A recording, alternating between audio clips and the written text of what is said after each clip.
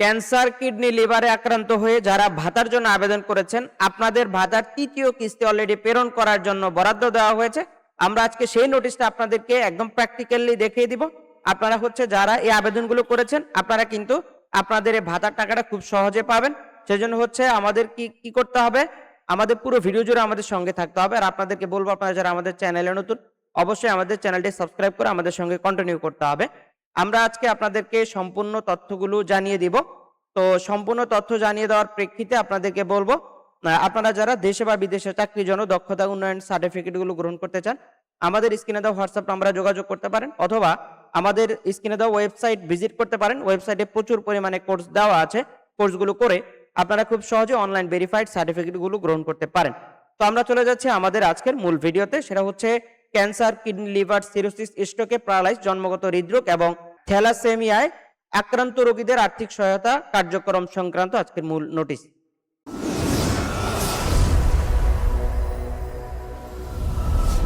সমাজসেবা অধিদপ্তরের আওতায় আমরা দেখেছি সমাজ কল্যাণ মন্ত্রণালয়ের অধীনে সমাজসেবা অধিদপ্তর কর্তৃক বাস্তবায়িত ক্যান্সার, কিডনি, লিভার, সিরোসিস, স্ট্রোকে, প্যারালাইজ, জন্মগত হৃদরোগ এবং থ্যালাসেমিয়ায় আক্রান্ত রোগীদের আর্থিক সহায়তা কার্যক্রমের আওতায় দেশের 64 জেলায় 2025-26 অর্থ বছরে তৃতীয় কিস্তির বরাদ্দ প্রেরণ।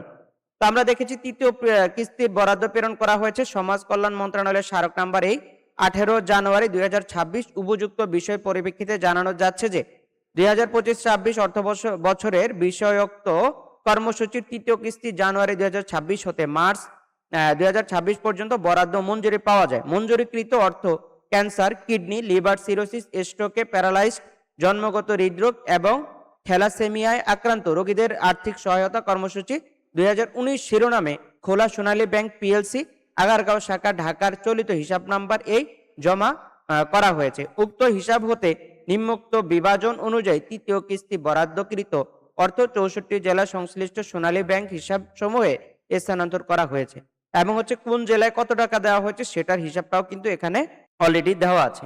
তো আপনারা যারা এই অসুস্থতার কারণে আর্থিক সাহায্যের জন্য আবেদন করেছেন, কিডনি এবং সিরোসিস অন্যান্য যেগুলো আছে, যেগুলো আমরা ইতিমধ্যে বললাম, তো সেগুলোর বরাদ্দগুলো অলরেডি পাঠানো হয়েছে। তো আপনারা যারা এই আওতায় রয়েছেন, আপনি আপনার জেলা, আপনার উপজেলার নাম আপনারা এখান থেকে দেখতে পারেন এবং ব্যাংকের নামও আপনি দেখতে পারেন। সেখানে প্রেরণ করা হয়েছে। সেই সূত্রে আপনারা যারা এই ভাতাভোগী বা ভাতা প্রাপ্ত হবেন, আপনারা এখান থেকে তথ্যগুলো নিয়ে আপনাদের বাকি কার্যক্রমগুলো আপনারা করতে পারেন, বা স্থানীয়ভাবে আপনারা যাদের মাধ্যমে আবেদনগুলো করেছেন, যাদের মাধ্যমে সিলেকশন হয়, তাদেরকে অবগত করতে পারেন এবং তারা অবগত হওয়ার মাধ্যমে আপনাদের এই ভাতাগুলো নিশ্চিত করবে। যেটা প্রসেস। তো আপনাদেরকে বলবো, আপনারা যারা আমাদের চ্যানেল এবং ফেসবুক পেজে রয়েছেন, অবশ্যই ফলো এবং সাবস্ক্রাইব করবেন, কারণ এই ক্যাটাগরির ভিডিও আমরা সবার আগে আপলোড করার চেষ্টা করে থাকি। আপনারা যারা এই সংক্রান্ত বিস্তারিত আরো তথ্য জানতে চান, অবশ্যই আমাদের সঙ্গে যুক্ত থাকতে হবে। এবং আমরা দেখেছি এখানে ব্যাংক কর্তৃপক্ষকে একটি শর্ত দিয়েছে, মঞ্জুরিকৃত অর্থ ব্যয়ে সংশ্লিষ্ট সকল বিধিবিধান যথাযথভাবে প্রতিপালন করতে হবে। বরাদ্দকৃত অর্থ ক্যান্সার, কিডনি, লিভার, সিরোসিস, স্ট্রোকে, প্যারালাইজ, জন্মগত হৃদরোগ এবং থ্যালাসেমিয়ায় আক্রান্ত রোগীদের আর্থিক সহায়তা কর্মসূচির বাস্তবায়ন নীতিমালা 2019 সংশোধিত অনুযায়ী ব্যয় করতে হবে। উক্ত অর্থ ব্যয়ের ক্ষেত্রে নিয়মের কোনো ব্যত্যয় হলে সংশ্লিষ্ট ব্যয়ন কর্মকর্তা দায়ী থাকবেন। যে উদ্দেশ্যে অর্থ মঞ্জুরি প্রদান করা হয় তা যথাযথভাবে বাস্তবায়নের বিষয়টি নিশ্চিত করতে হবে। এবং আমরা দেখেছি অব্যয়িত অর্থ 30 জুন 2026 তারিখের মধ্যে বিধি মোতাবেক সরকারি কোষাগারে সমর্পণ করতে হবে। এবং নিচে বাকি তথ্যগুলো দেওয়া আছে, যারা যারা এটাকে ইস্যু করেছে তাদের এখানে স্বাক্ষরগুলো দেওয়া আছে। এটা প্রসেস। তো আমরা এই ক্যাটাগরির ভিডিওগুলো সবার আগে দেওয়ার চেষ্টা করে থাকি। আমরা প্রতিনিয়ত এই ভিডিওগুলো সহায়তামূলক কার্যক্রমগুলো এগুলো নিয়ে প্রতিনিয়ত কাজ করি। তো আপনারা যারা আমাদের চ্যানেলে নতুন, অবশ্যই চ্যানেলটিকে সাবস্ক্রাইব করতে হবে। আর যারা অলরেডি করেছেন, আপনাদেরকে ধন্যবাদ জানিয়ে আজকের মতো বিদায় নিব। তবে বিদায় নেওয়ার আগে আপনাদেরকে বলবো, আপনারা যারা দেশে বা বিদেশে চাকরির জন্য দক্ষতা উন্নয়ন সার্টিফিকেটগুলো গ্রহণ করতে চান, যেমন যেগুলো অনলাইন ভেরিফাইড হবে, আপনারা আমাদের স্ক্রিনে দেওয়া হোয়াটসঅ্যাপ নম্বরে যোগাযোগ করতে পারেন, অথবা আমাদের ওয়েবসাইট ভিজিট করতে পারেন।